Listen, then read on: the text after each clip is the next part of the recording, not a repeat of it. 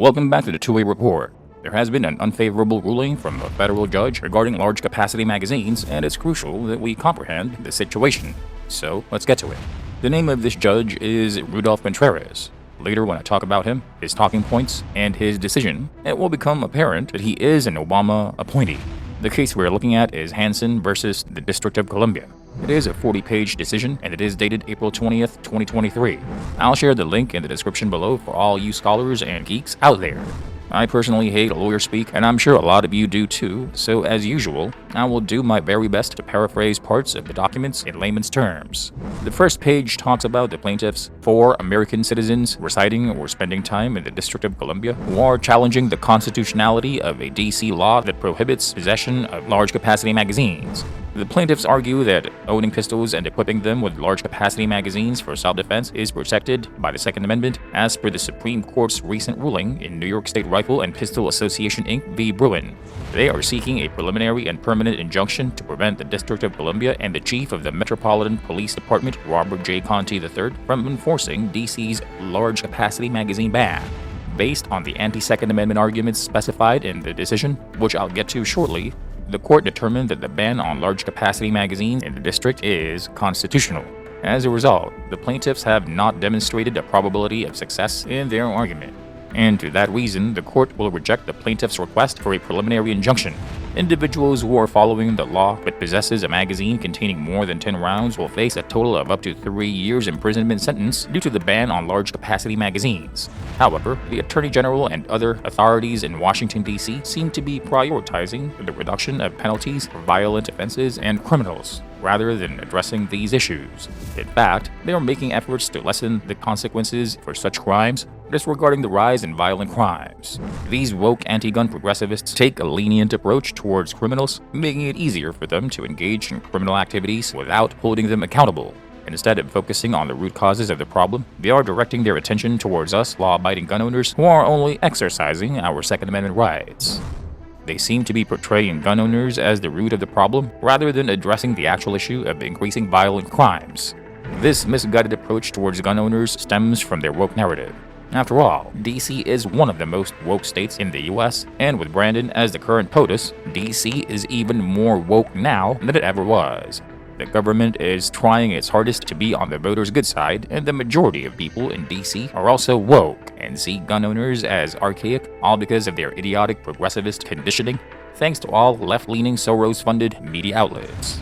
As a result, law-abiding citizens who own guns for self-defense purposes are being unfairly targeted and penalized. Meanwhile, the actual perpetrators of violent crimes are being let off with lighter penalties, and the situation continues to worsen and worsen. Of course, our woke government doesn't understand that punishing law-abiding gun owners who are only exercising their constitutional rights under the Second Amendment is not going to solve the issue of increasing violent crimes. So, instead of focusing their efforts on addressing the root causes of the problem and holding actual criminals accountable for their actions, they go after us. So, I read through most of the 40-page decision on this Hansen v. DC case. I didn't bother with all the boring details because everything the woke judge said was predictable. But I'll talk about some of the interesting bits and pieces. For one, the side of DC argues that large-capacity magazines are merely an accessory and are not safeguarded by the Second Amendment. What absurdity. These idiots know full well that large-capacity magazines are protected by the Second Amendment, since the Supreme Court's ruling in Heller explicitly recognized that they are. The judge did not agree with the DC side's argument that large-capacity magazines are not safeguarded by the Second Amendment. Instead, the judge acknowledged that magazines, in general, are considered arms and therefore protected by the Second Amendment.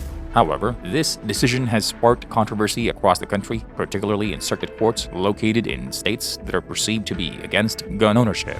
While many individuals support the Second Amendment, the inclusion of the word "but" raises concerns about the extent to which the right to bear arms is protected.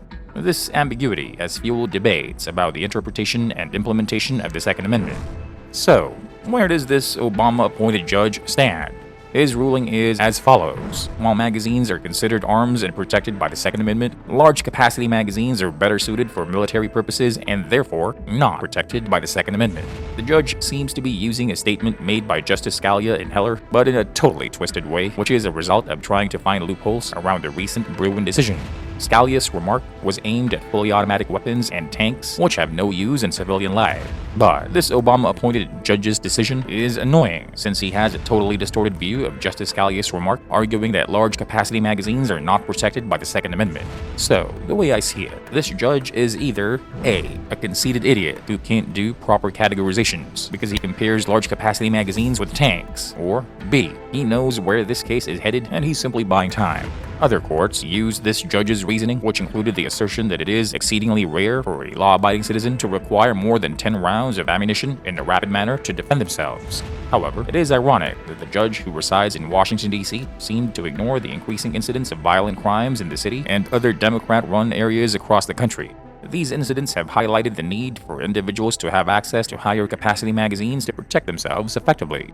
We are currently witnessing a mob mentality that is characterized by groups of individuals engaging in violent and coordinated attacks. There have been numerous instances of ambushes and large groups of people victimizing smaller groups by exploiting their numerical advantage. In such situations, it would be critical to have access to standard capacity magazines with 15, 17, or even 12 rounds, depending on the firearm being used, to defend oneself or others. The ability to reload and neutralize additional attackers is essential in situations where one's life or the lives of others are being threatened.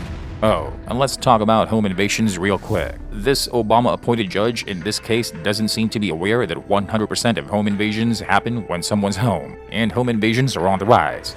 And if you start to pay attention and you're watching the ones that they put on local news stations and you can find them on Twitter and stuff like that, it's not just one person doing it all, right? It's multiple people kicking the door in. It's lookouts as well who are armed around the house in case something goes wrong. The increase in crime rates across the country can be attributed to the actions of the woke left and their Marxist social justice in the past 2 years.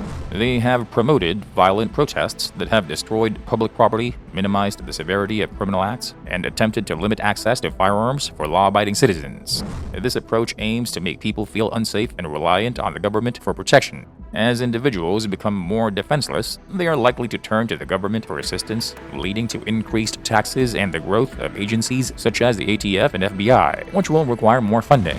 Ultimately, these agencies will continue to expand and drain more money from taxpayers as people become increasingly dependent on government aid for their safety. So, just wanted to let you all know about this stupid ruling regarding the ban on large-capacity magazines. The D.C. Circuit Judge has declared that these magazines are not protected under the Second Amendment.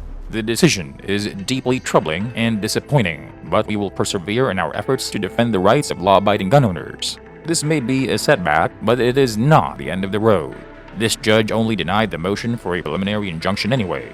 There will be a final ruling, and if that doesn't go well either, I am 100% certain that our pro-Second Amendment Supreme Court will decide in our favor. All of us here at the Two-Way Report would want to express our gratitude to all of you for supporting our channel. It's only been a month when we first started making pro-Second Amendment videos, but our subscriber count has grown substantially, and this is very encouraging. Please stay safe and alert at all times and carry a firearm to protect yourself, your loved ones, and your community. Criminals do not abide by gun or magazine bans and will always be armed with high-capacity magazines. When the government denies law-abiding citizens the right to protect themselves with such magazines while allowing criminals to do so, it is a cause for concern. And that's all the time we have for today. If you care about your Second Amendment rights, please smash that like button and share this video with your family and friends who live in DC just so they know what's happening. And tap that notification bell too while you're at it. Thanks and have a good one.